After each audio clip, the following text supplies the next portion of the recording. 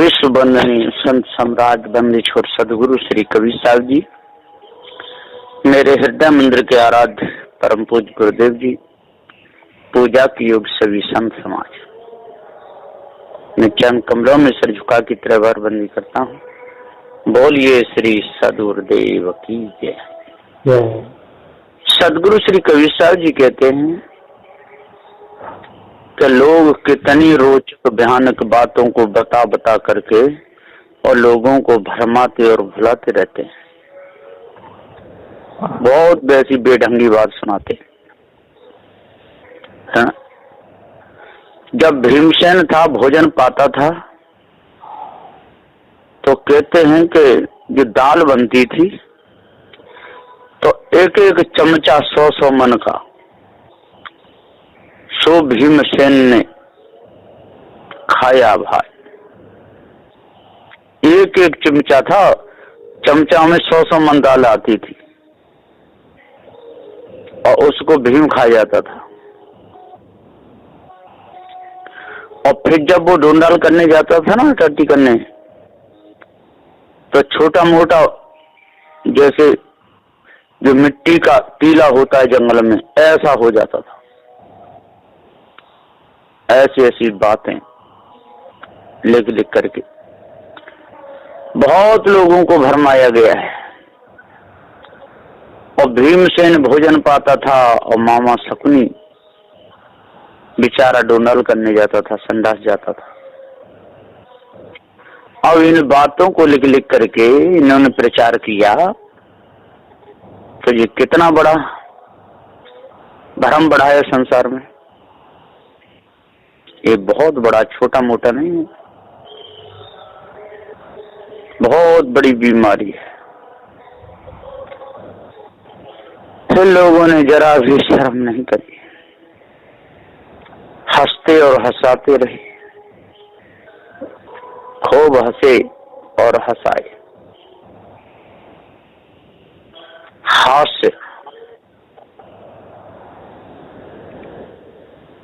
हास्य में खूब फंसे रहे।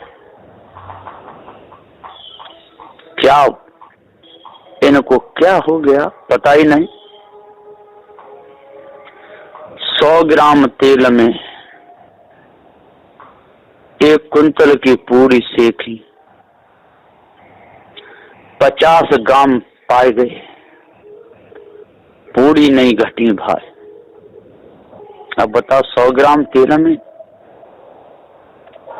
और 1 कुंतल की पूरी सेकी, ये सारी बेकार की बातें। पृथ्वी पर रहने वाला बच्चा और सूर्य को गाल में रख लिया बचपन में। हनुमान ये 100 ग्राम तेल में और 1 कुंटल की पूरी सेकना हुआ। चूहा ने पेशाब करी तो बाढ़ आ गई, गांव के गांव बह गए। आप बताइए, ये सब बेकार की बात है। चूहा की पेशाब में कोई गांव के गांव बह जाएंगे? ज्यादा ज्यादा 1, 2 बूंद, 3 बूंद पेशाब करेगा। हाथी सारे संसार के मिलकर के पेशाब करें इकट्ठे होकर के, और तब भी बाढ़ नहीं आ सकती। वो तो चूहा है। इसी प्रकार से सारे संसार के लोग मिलकर के यदि समुद्र के पानी को पिए तब भी समुद्र खाली नहीं हो सकता। तो कहते हैं अगस्त मुनि पी गए। तो वो ही हुआ कि चूहे की पेशाब में सारा संसार डूब रहा है। बाढ़ आ गई, गांव के गांव बह गए। ऐसी बात, कैसी बात इन्होंने लिखी। तो सदगुरुदेव जी पुकार के समझाते हुए कहते हैं कि ये सारी बेकार की बातें, हंसते और हंसाते रहते हैं, भूले और भुलाते रहते हैं।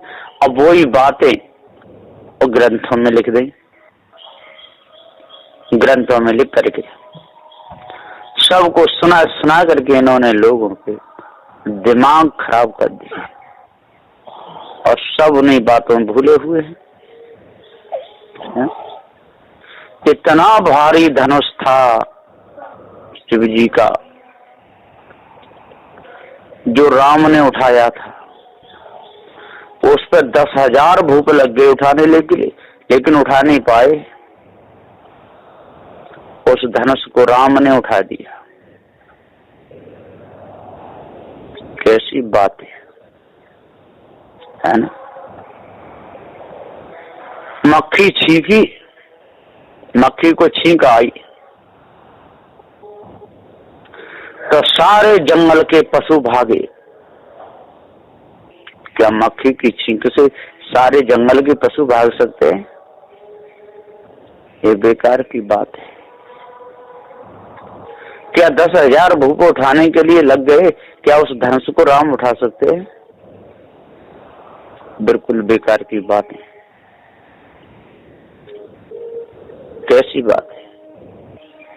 अब इस बात को कौन स्वीकार करेगा कि मक्खी को छींक आई और सारे जंगल के पशु भाग गए? बेकार की बात है। सदगुरुदेव जी पुकार के समझाते हुए कहते हैं, एक बार बताते हैं कि कुत्ता ने पेशाब करी तो छोटा सा ताल भर गया। उधर होके और एक राजा निकला, यानी पानी बहुत अच्छा भरा है, लाओ इसमें नहा लेते हैं। तो उसी में खूब नहाया, पानी बहुत अच्छा लगा, फिर मुंह में डाला, बड़ा मीठा लगा। फिर वो भरने लगा, घर में पिएंगे। तब तक कोई आया, उससे उसने पूछा, ये ताल तो बहुत अच्छा है, कितने दिन हो गए ताल को? कि जी तो आज ही ये ताल बना है, सूखा पड़ा था बहुत दिनों से, ये गड्ढा था। तो भर कैसे किया? कि कुत्ते की ने पेशाब करी तो ये भर गया। राजा बोला, अच्छी मैं तो कुत्ते की पेशाब नहा लिया। अब इसे ये होश होना चाहिए कि कुत्ते की पेशाब से कोई ताल भरेगा? कुत्ते की पेशाब से कहीं ताल नहीं भरते। इसी प्रकार से सदगुरुदेव जी पुकार के समझाते हुए कहते हैं, क्या हिरणाक्ष पृथ्वी को चुरा करके ले जा सकता है? ये पृथ्वी तो अनादि है, इसका कोई चुराने वाला नहीं, ना कोई चुरा सकता है। कि तो यही हुआ कि कुत्ते की पेशाब में ताला भर गया, हिरणा को और पृथ्वी को चुरा ले गया। यह बिल्कुल बेकार की बात है। इनमें सारा संसार और भूल गया। कहां तक ये बात की जाए इन धोखेबाजों की। सदगुरुदेव जी पुकार के समझाते हुए कहते हैं कि इन्होंने रोचक बयान की बातों को सुना करके और संसार को बहुत धोखा दिया। स्वयं भूले रहे, दूसरों को भुलाते रहे, स्वयं रोते रहे, दूसरों को रुलाते रहे, और हंसते और हंसाते भी रहे। ऐसी ऐसी बात सुनाते हैं। एक दिन में सुना था, एक सुना रहा था कि एक माता निकली और वहां पर एक आदमी बैठा था, मस्खरा। उसने कहा कि माँ, अरे आपने तो कितना बड़ा ये बिंदा लगाया है अपने माथे पर। वन के ज्यादा बड़ा बिंदा लगाने से जितनी लंबी उम्र होती है पति की, उतना ही बड़ा बिंदा होता है। ठीक। अब 15 दिन बाद वो माँ फिर आई, फिर कहा अब छोटा बिंदा हो गया कुछ। तो बिंदा छोटा कैसे हो गया? कि मेरे पति की उम्र, मेरे पति की तबीयत कुछ खराब चल रही है। 15 दिन बाद फिर आई तो और आधा रह गया। क्या बात है, क्या अस्पताल में भर्ती हो गया है मेरा पति। फिर एक दिन आई तो और छोटा हो गया बिल्कुल, कि ज्यादा बीमार है, कुछ खाता पीता नहीं। फिर एक दिन आती है तो बिंदा बिल्कुल नहीं। अरे माँ क्या हो गया? कि मेरे पति का शरीर छूट गया है। फिर 15 दिन बाद आई तो और बड़ा लगा करके आई। अरे ये क्या हुआ? बड़ा कैसे? अरे कि दूसरा कर लिया है। बस इन्हीं में सारा संसार भूला रहता है, इन बातों में, इन रोचक ध्यान की बातों। हंसते रहते हैं और हंसाते रहते हैं। और यही बात पहले के ये ऋषियों ने वेदों में लिखी है, शास्त्रों में, पुराणों में लिख लिख करके, और सबको भरमाते और भुलाते रहे। सदगुरुदेव जी पुकार के समझाते हुए कहते हैं कि आज इन बातों पर विश्वास करोगे तो आप बच सकते हो, नहीं तो धोखे की बात है। शेर की शादी में चूहा नाच रहा था ना। शेर बोला, अरे तू क्यों नाच रहा है भैया? तेरा मेरा कोई लेना देना नहीं। कहाँ मैं शेर और कहाँ तू चूहा? चूहा बोला, अरे चुप रहे, आज मेरे यार की शादी है। शेर बोला, अरे भैया कहाँ मैं शेर और कहाँ तू चूहा? और कहता है कि आज मेरे यार की शादी है। कि हाँ, मैं भी पहले शेर था तेरे जैसा, और जब से शादी हुई तब से मैं भी और चूहा बन गया। तो सदगुरुदेव जी पुकार के समझाते हुए कहते हैं कि यही हंसने और हंसाने में सारा संसार भूला हुआ है, और चूहा तो बनना ही है। शेर से सब चूहा ही बन रहे हैं। तो सदगुरुदेव यहाँ पुकार के समझाते हुए कहते हैं कि जब तक हम इन धोखे की बातों पर विश्वास करते रहेंगे और इन बातों को मानते रहेंगे, तब तक बड़ी आफतों का और सामना करना पड़ेगा।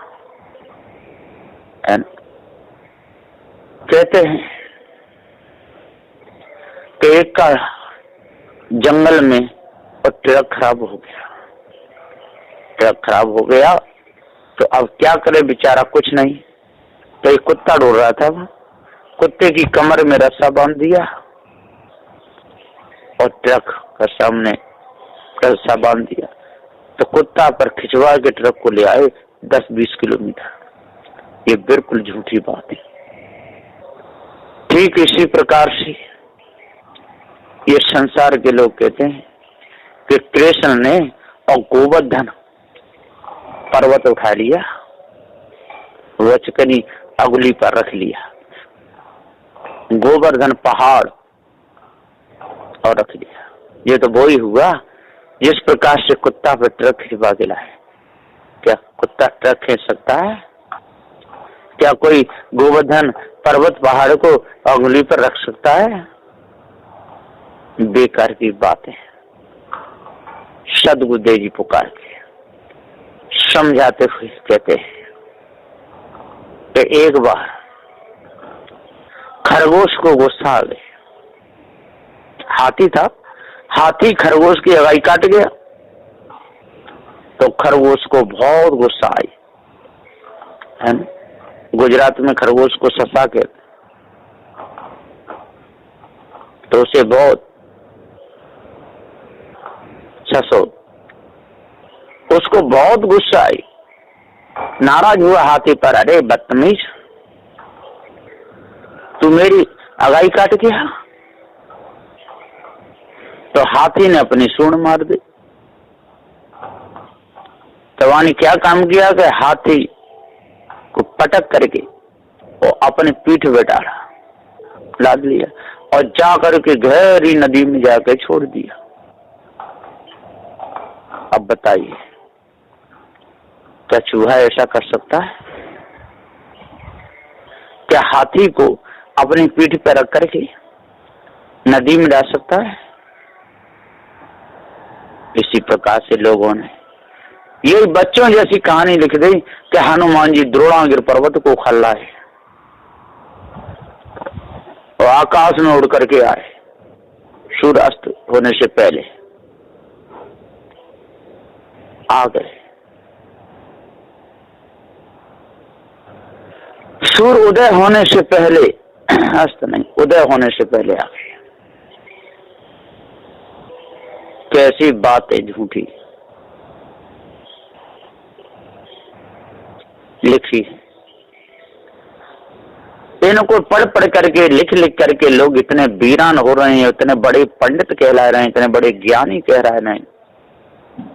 और ये मूर्खों के लेख नहीं है तो क्या कहते हैं? सदगुरुदेव जी पुकार के समझाते हुए कहते हैं कि भैया आज जाग जाओ, आज सोते रहोगे तो कैसे काम चलेगा? सोने से काम नहीं चलेगा। अभी यदि कोई कह दे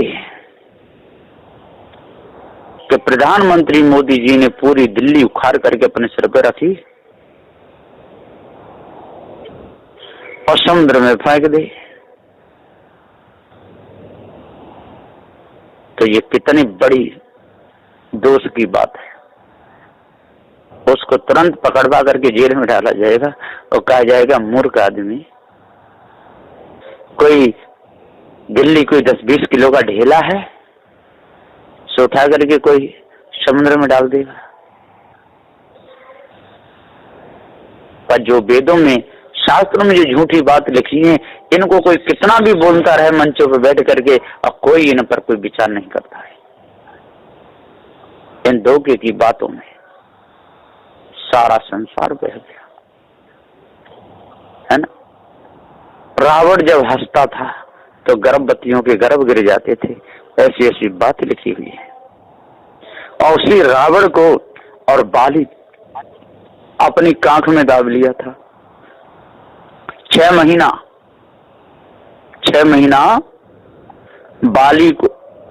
बाली ने रावण को अपनी कांख में रखा। अब उसकी कांख कितनी बड़ी होगी? कांख का मतलब हो सकता है कि बंदी बना करके रखा होगा पंपापुर में, ऐसा तो हो सकता है। और कहते बगल में दाब लिया। ये कितनी बड़ी बात है, बच्चों जैसी बातें हैं। एक बार रावण बाली के पास में पहुंचा, बाली को ललकारा, आजा, आज पता चलेगा कि तू कितना बड़ा वीर बहादुर है, मेरा तेरा युद्ध होगा। बाली चुपचाप बैठा रहा और पीछे से उसकी पूंछ निकलने लगी। यह कितना बड़ा गोदाम खुला था, है? हो सकता है कि कोई फैक्ट्री होगी बड़ी, उसके अंदर उसमें से पूंछ निकलने लगी और निकलते निकलते इतनी बढ़ गई कि रावण को लपेट लिया और बाली आकाश में उड़ने लगा। अब बताइए, तो पक्षी भी था, पंख भी होंगे उसके। तो कैसी बातें लिख लिख करके, ये सब बचकानी बच्चों की बातें हैं, हंसी की बात है। और इनको ग्रंथ कहते हैं, सदग्रंथ, और लोग बड़े प्रेम से पढ़ते हैं। बाली का बेटा अंगद पहुंचा लंका में सूचना देने के लिए, कह तो सीते वापस दे दे, कह ले तू समर लड़ाई, कह तो लड़ने को तैयार हो जा, और कह सीता को वापस दे दे। लेकिन उसको कुर्सी नहीं डाली थी बिछाने के लिए, बैठाने के लिए। अंगद को बिठाने के लिए रावण ने कुर्सी नहीं डरवाई। जब नहीं डरवाई तो अंगद ने अपनी पूंछ बढ़ाई और इतनी पूंछ निकल पड़ी उसकी, इतनी निकल पड़ी कि बहुत बड़ा सिंहासन जैसा बन गया और उस पर ही बैठ गया कूद के। और वहां से रावण से बात किया और जब नीचे उतरा तो नीचे उतर के और सारी पूंछ इतनी जल्दी अंदर घुस गई तो फिर छोटी सी रह गई। अरे भैया ने कहा शर्म करो, ये कैसी कैसी बात लिखी है, ये बिल्कुल बेकार की, बहुत बड़े बच्चों का, बिल्कुल बच्चों का खेल है।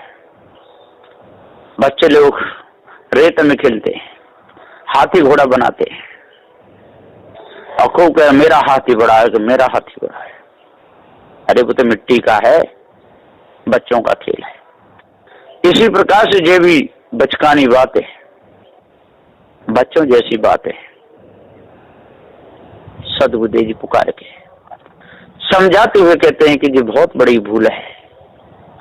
आज जो पार ज्ञान को जानेगा, आज जो इस भ्रम को मिटाएगा, वो ही इस कल्पना से बचेगा, और नहीं तो बचेगा नहीं। सारे संसार में ये बहुत बड़ा भ्रम है। साहब कहते हैं कि हे भाई ब्राह्मण क्षत्रिय वैश्य शूद्र कहलाने वाले, आज अपने हृदय के फाटकों को खोलो। अनादिकाल से आप भूल में चले आ रहे हो और ये अष्ट धातु की मूर्तियों को पूज पूज करके अपने मन में विकारों को भरते चले आ रहे हो।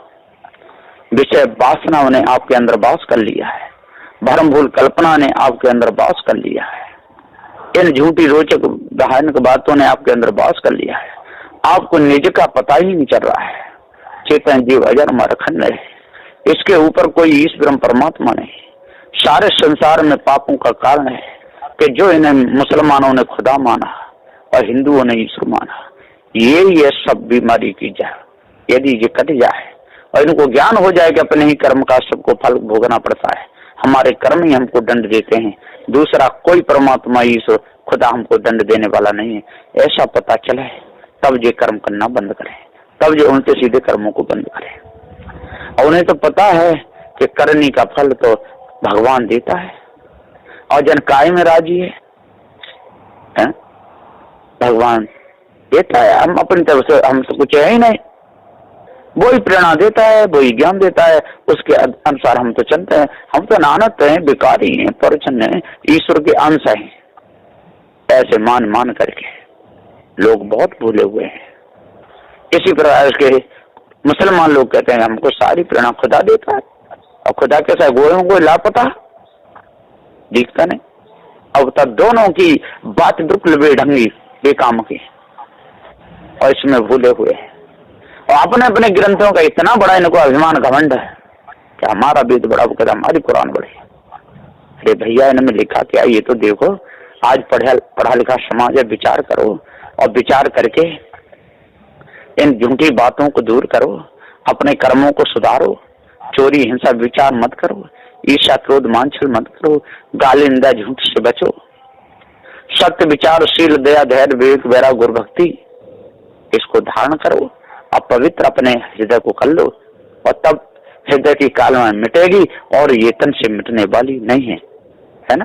तब विचार करें और विचार करके राग द्वेष को छोड़ करके, छल कपट को छोड़ करके और सत्य न्याय के उपदेश को अपने हृदय में धारण करें, और तब ही हृदय पवित्र होगा और ये तन से तो होने वाला नहीं है। बस इन्हीं वचनों के साथ में मैं अपनी वाणी को विराम देता हूँ।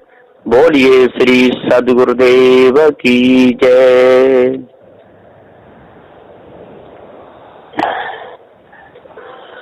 साहेब बंदगी साहेब साहेब बंदगी।